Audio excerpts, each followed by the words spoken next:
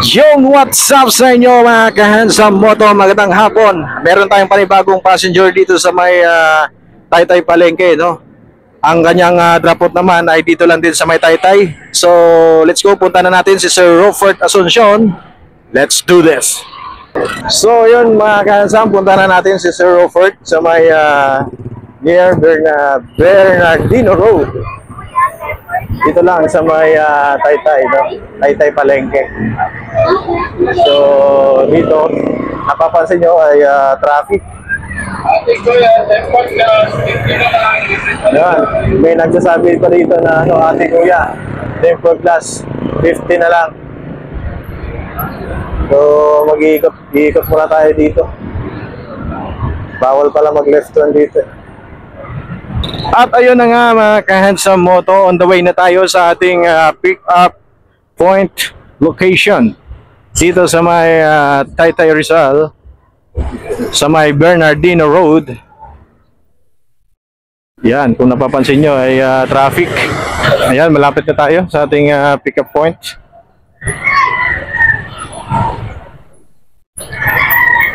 Sir Robert. Ay, Sir Robert po. Robert po, no?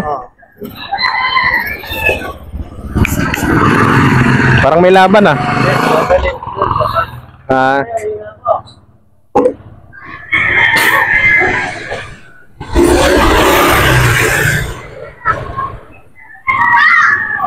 Okay na po. Ano yan, bantam? So, pwede yan ilaban sa ano, malaki, hindi? Bantam lang din. Din laki lang niya, ano?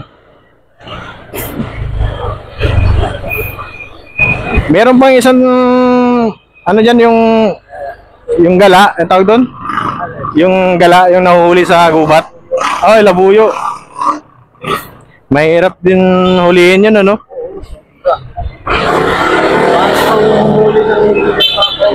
Oh, kumbaga palos. Pero magaling pumalo 'yun, di ba? Pag nakibatan niyo na. Pero hangga't hindi pa ano maganda siya pumalo, ano? Kaya yung iba pinalahian lang, ano, pinapalahian.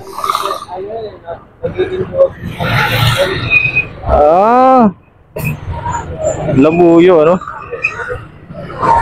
Ano yun? Native yun, di ba? Native? Native pala yun.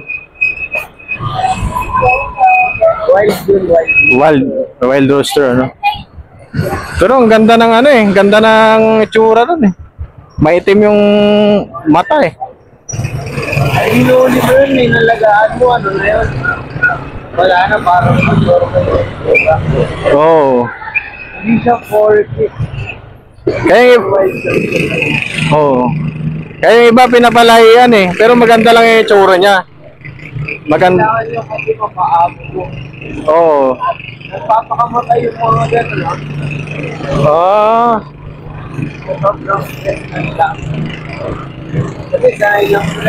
Ay, dyan sa Binangonan? Marami din po din sa Binangonan.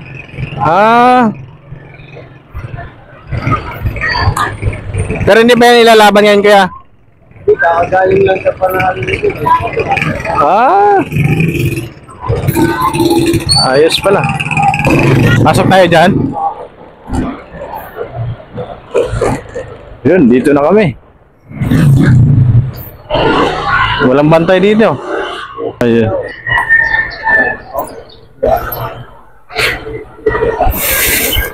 Yun.